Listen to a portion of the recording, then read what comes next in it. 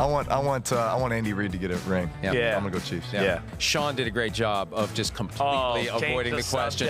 Turn it on to color rush uniforms. Yeah. He did everything he could. Well, to here's the avoid thing: we're picking a playing winner. both these teams next year, the Saints. So right. I don't want to. Wait, did you just announce? Wait, you just announced your decision. He's coming back. He's coming back, baby. Drew Brees is coming back. We're not playing him. Once a Saint, always a Saint. That was Drew Brees with us 2 weeks ago in Miami. We busted him. He prematurely admitted that he is coming back. We are playing the 49ers and the Chiefs next year. And look, he said a couple of weeks ago he's going to take a month or so and make a decision about whether or not he will return. He's only going to return for the Saints, nobody else. I think he'll be back. I don't think he's going to retire. But until he says so for sure. This isn't one of those Ben Roethlisberger attention ploys, all due respect, Ben. This is Drew Brees seriously contemplating whether or not he's going to return. So we lead off the first topic of what's more likely with Drew Brees and another guy who definitely will be changing teams if he continues his NFL career, and that's PhilipRivers. Which quarterback is more likely to play 2 more years, Charean? Is it Drew Brees or PhilipRivers? Well, I don't think either one of them is going to play 2 more years. I think this is going to be the last year for both. But if I have to pick one, I'm going to go with Drew Brees. I just think he's playing better at his age. And I know he's, 3 years older than PhilipRivers, but he's playing better at his age than PhilipRivers is at his. PhilipRivers had tied for the second most interceptions he ever thrown, worst passer rating since 2012. I just didn't think he had a good year, and I don't know how much he has left. And Brees doesn't have a lot left either. I understand that. But I just think he's playing at a higher level, has a better team around him, and maybe Rivers goes somewhere and proves me wrong because he has more talent somewhere else. But if I'm going to pick one, I'm going to pick Drew Brees despite him being older than PhilipRivers. I agree with you. My first thought was, well, PhilipRivers says he wants to play 2 more years, but he said a maximum of 2 more years. And I think he's going to have a hard time finding a team that will hand him the keys to the car without any question, competition, possibility of drafting a rookie who would take over for PhilipRivers and the contract that would have to go along with PhilipRivers being the guy. I don't think it's going to be as automatic as some do. With Brees, it's all up to him.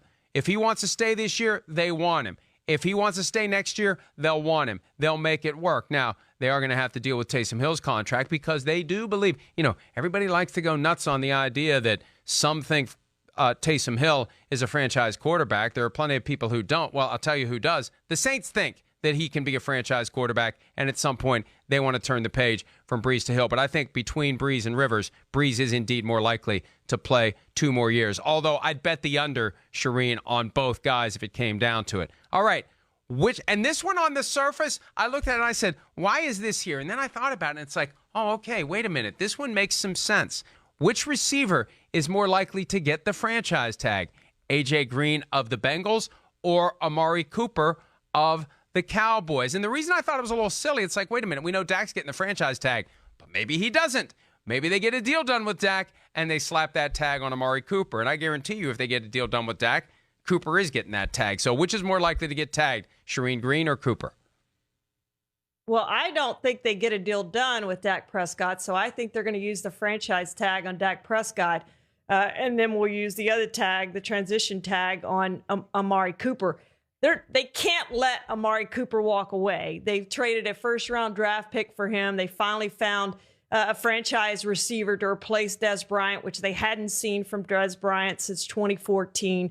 And they finally feel like they have that guy, and they have Dak Prescott and Amari Cooper and Ezekiel Elliott, and they have their triplets again. So they're not going to let Amari Cooper walk away.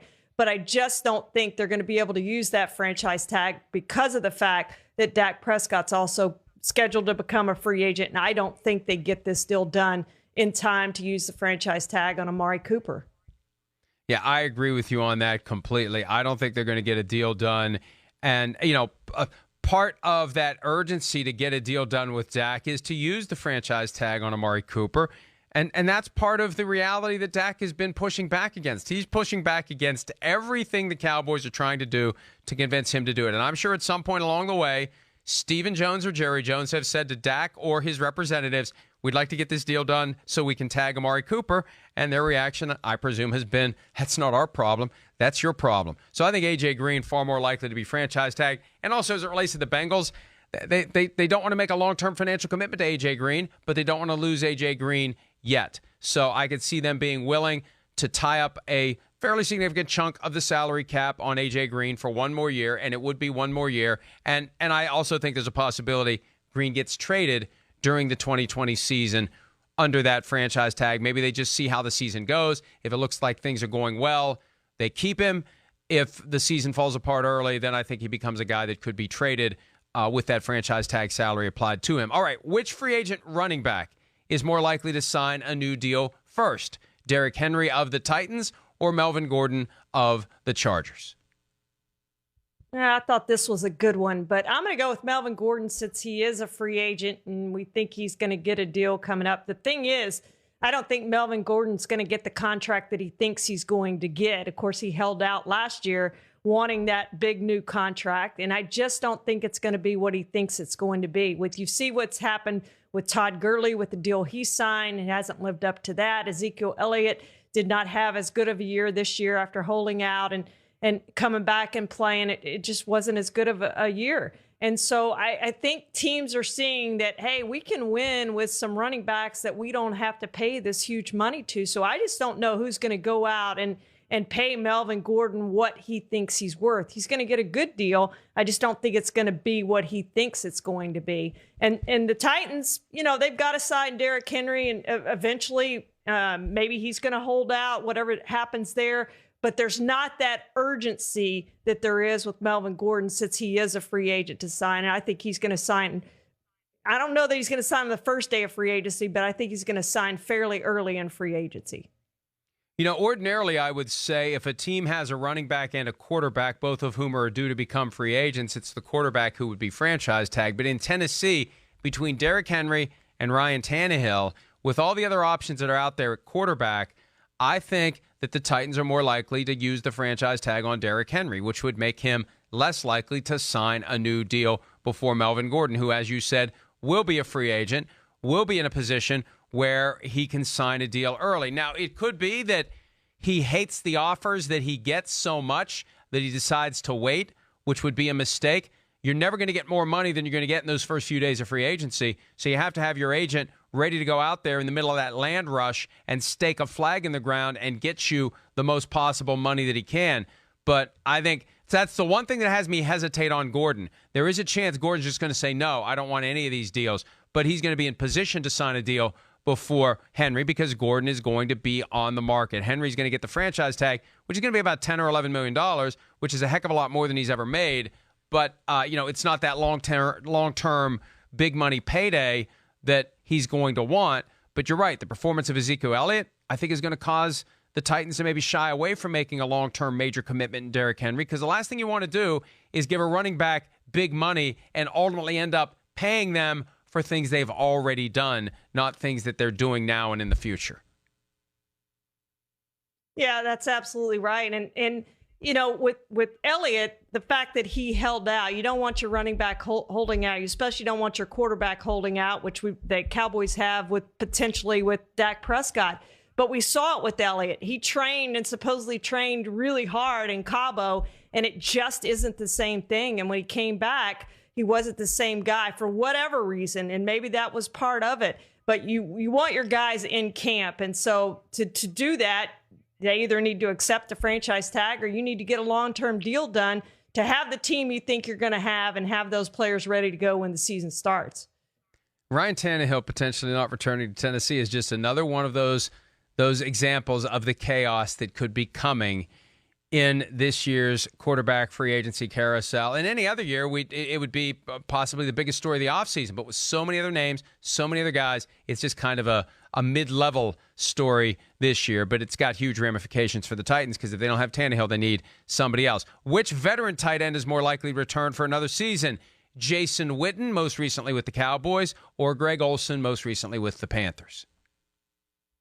I really thought Jason Witten was going to retire for good and go into coaching, but The Giants and the Cowboys both have filled those coaching vacancies at tight ends, and I guess they could get him in as some sort of offensive assistant or something along those lines. But I really think at this point that he's coming back, that if he didn't commit to becoming a coach, I'm sure he's training and getting ready, that I think Jason Witten is going to come back and play again. Might not be with the Cowboys. I think it's probably more likely to be with the Giants. He'll follow his former head coach, Jason Garrett, to the Giants. But I think he is going to play another season.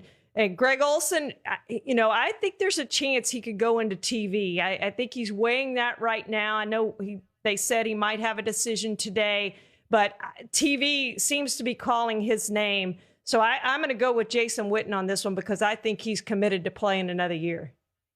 I think it's going to be Greg Olsen. He's in the process of visiting with teams, and Fox likes him enough that they will put a pin in it for one more year as it relates to him doing NFL games. He's doing XFL games now, getting good reviews for that. He'll probably do them again next year, and then that leads into him being part of their NFL coverage come 2021. All right, speaking of the XFL, what is more likely to last longer, the XFL or Tim Tebow's remaining baseball career?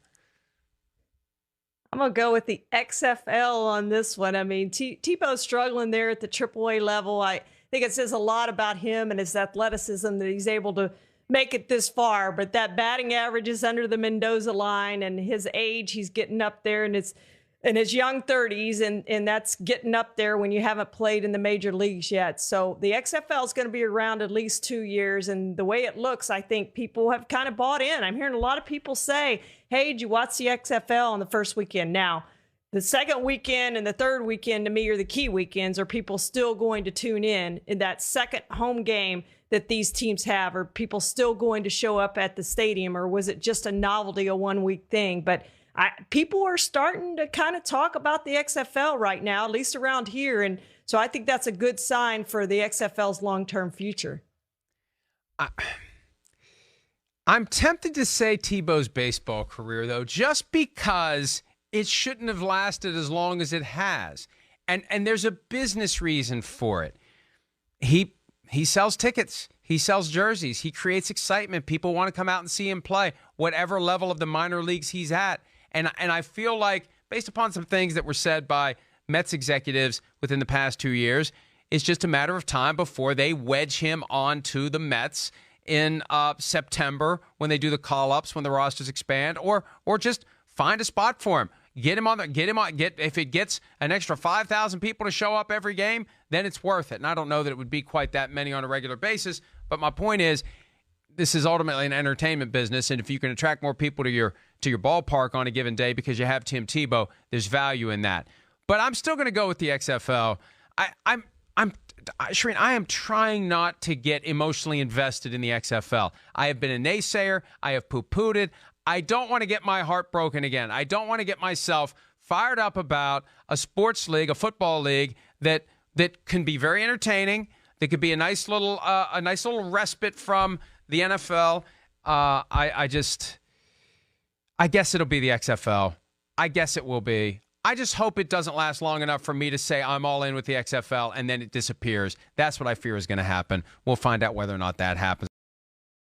Hi, I'm Mike Tirico, and thanks for watching. Make sure to hit subscribe for the latest news and highlights from NBC Sports.